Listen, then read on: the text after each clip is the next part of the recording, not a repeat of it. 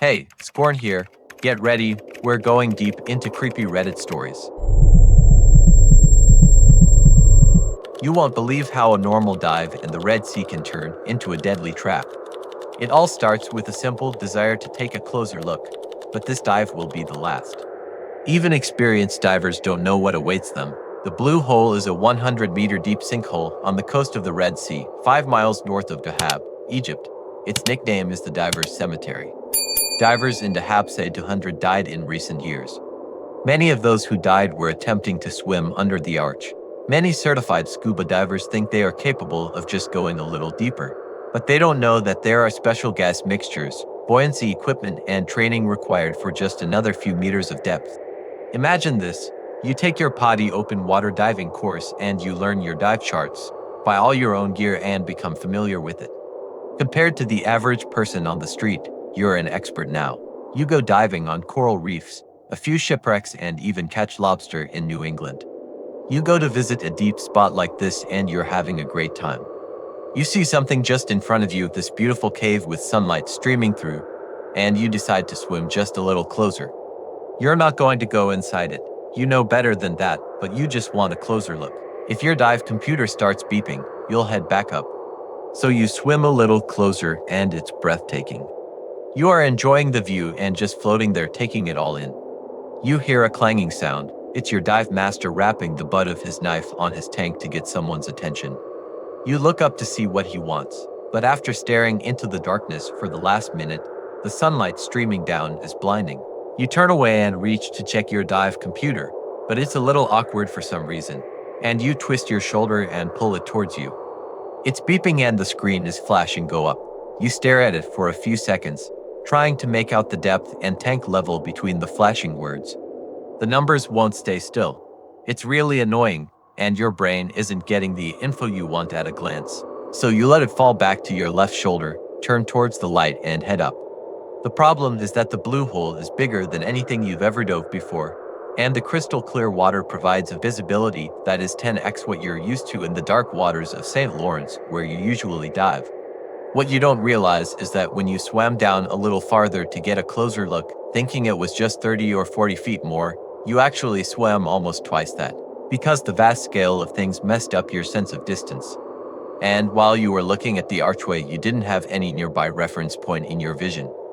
More depth equals more pressure, and your BCD, the air-filled jacket that you used to control your buoyancy, was compressed a little. You were slowly sinking and had no idea. That's when the dive master began banging his tank and you looked up. This only served to blind you for a moment and distract your sense of motion and position even more. Your dive computer wasn't sticking out on your chest below your shoulder when you reached for it because your BCD was shrinking. You turned your body sideways while twisting and reaching for it. The 10 seconds spent fumbling for it and staring at the screen brought you deeper, and you began to accelerate with your jacket continuing to shrink. The reason that you didn't hear the beeping at first and that it took so long to make out the depth between the flashing words was the nitrogen narcosis. You have been getting depth drunk, and the numbers wouldn't stay still because you are still sinking asterisk. Asterisk, you swim towards the light, but the current is pulling you sideways. Your brain is hurting, straining for no reason, and the Blue Hole seems like it's gotten narrower, and the light rays above you are going at a funny angle. You kick harder just to keep going up, toward the light, despite this damn current that wants to push you into the wall. Your computer is beeping incessantly and it feels like you're swimming through mud. Fuck this, you grab the fill button on your jacket and squeeze it. You're not supposed to use your jacket to ascend, as you know that it will expand as the pressure drops and you will need to carefully bleed off air to avoid shooting up to the surface. But you don't care about that anymore. Shooting up to the surface is exactly what you want right now, and you'll deal with bleeding air off and making depth stops when you're back up with the rest of your group. The sound of air rushing into your BCD fills your ears, but nothing's happening. Something doesn't sound right, like the air isn't filling fast enough. You look down at your jacket, searching for whatever the trouble might be when flunk you bump right into the side of the giant sinkhole. What the hell? Why is the current pulling me sideways? Why is there even a current in an empty hole in the middle of the ocean? You keep holding the button. Inflate. Goddamn it, inflate. Your computer is now making a frantic screeching sound that you've never heard before. You notice that you've been breathing heavily, It's a sign of stress, and the sound of air rushing into your jacket is getting weaker. Every 10 meters of water adds another 1 atmosphere of pressure. Your tank has enough air for you to spend an hour at 10 meters to atmospheres and to refill your BCD more than 100 times. Each additional 20 meters of depth cuts this time in half. This assumes that you are calm, controlling your breathing, and using your muscles slowly with intention. If you panic, begin breathing quickly and move rapidly. This cuts your time in half again. You're certified to 20 meters, and you've gone briefly down to 30 meters on some shipwrecks before. So you were comfortable swimming to 25 meters to look at the arch.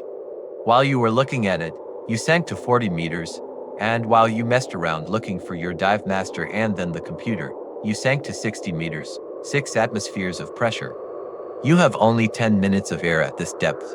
When you swam for the surface, you had become disoriented from twisting around and then looking at your gear, and you were now right in front of the archway. You swam into the archway thinking it was the surface. That's why the blue hole looked smaller now. There is no current pulling you sideways. You are continuing to sink to the bottom of the arch. When you hit the bottom and started to inflate your BCD, you were now over 90 meters. You will go through a full tank of air in only a couple of minutes at this depth. Panicking like this, you're down to seconds. There's enough air to inflate your BCD, but it will take over a minute to fill, and it doesn't matter, because that would only pull you into the top of the arch, and you will drown before you get there.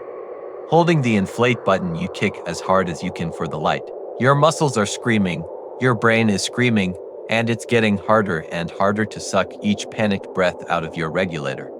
In a final fit of rage and frustration, you scream into your useless reg, darkness squeezing into the corners of your vision. For minutes, that's how long your dive lasted. You died in clear water on a sunny day and only for minutes. This story is so terrifying it leaves nightmares. A woman and her husband hid horrifying secrets, and I witnessed it all. Even years later, I still can't forget what happened. I have never shared this story that I can remember. It sometimes gives me nightmares. Maybe if I share it, I can let some of it go. It's a very long story. I worked as a temp when I was first out of college, about 30 years ago. As anyone who Tom knows, it's a very diverse pool of people you come across as coworkers. One coworker of mine was a woman from another state. I won't mention names or states, so any details are changed for reasons that will be obvious. She was an older lady, and she was missing an eye.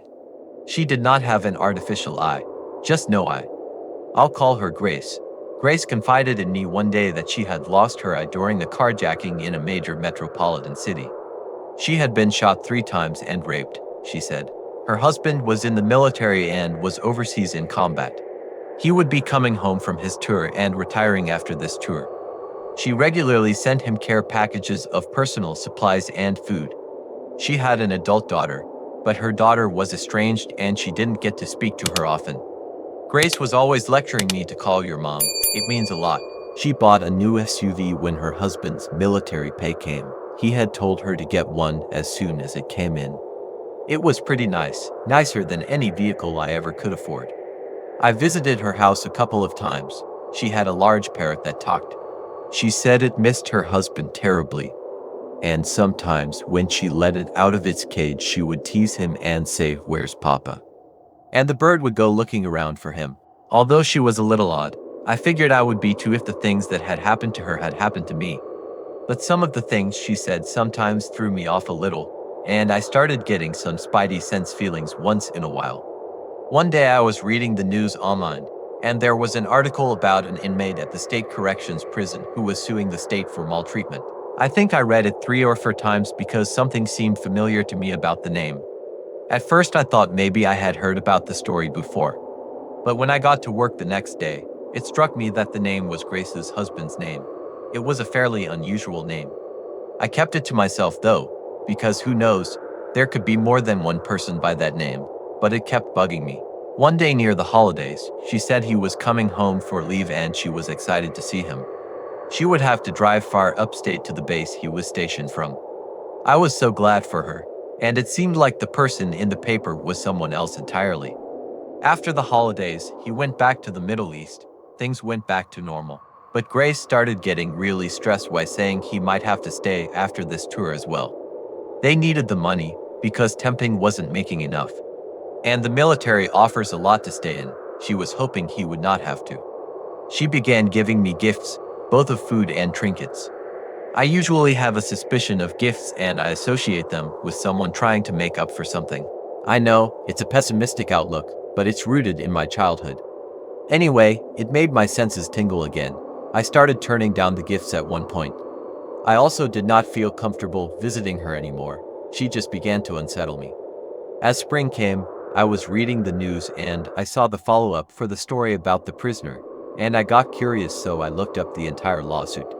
He had gotten a six-figure settlement, but was still not getting out.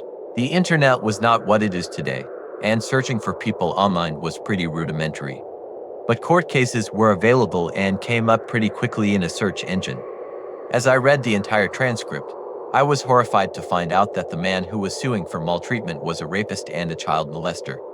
He had been in prison for over 20 years, and his parole was denied because he was listed as dangerous and violent. As I browsed the legal site, I came across some of his earlier court proceedings.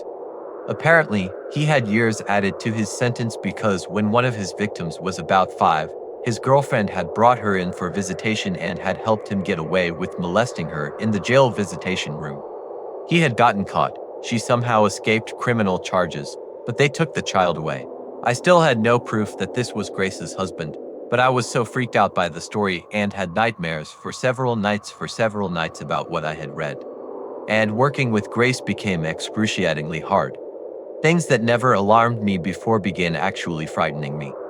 One day she left for lunch and wanted to go somewhere in her vehicle, but I said I brought my lunch and wanted to stay at work. She seemed overly cranky about it. After lunch, I was working for about an hour when I realized she hadn't returned from lunch. Supervisors began asking me if I knew where she went. I said I didn't, but I hoped she hadn't gotten in an accident or something. At break time, I went for a walk, which I usually went on with Grace. She still was not back. As I went around the corner, she pulled up in the SUV. I told her I was worried something had happened and that the supervisors were asking about her. She was angry and said I should have covered for her better. I was kind of offended. She then told me to get in the vehicle, that she would give me a ride back to work. I told her I would just walk back.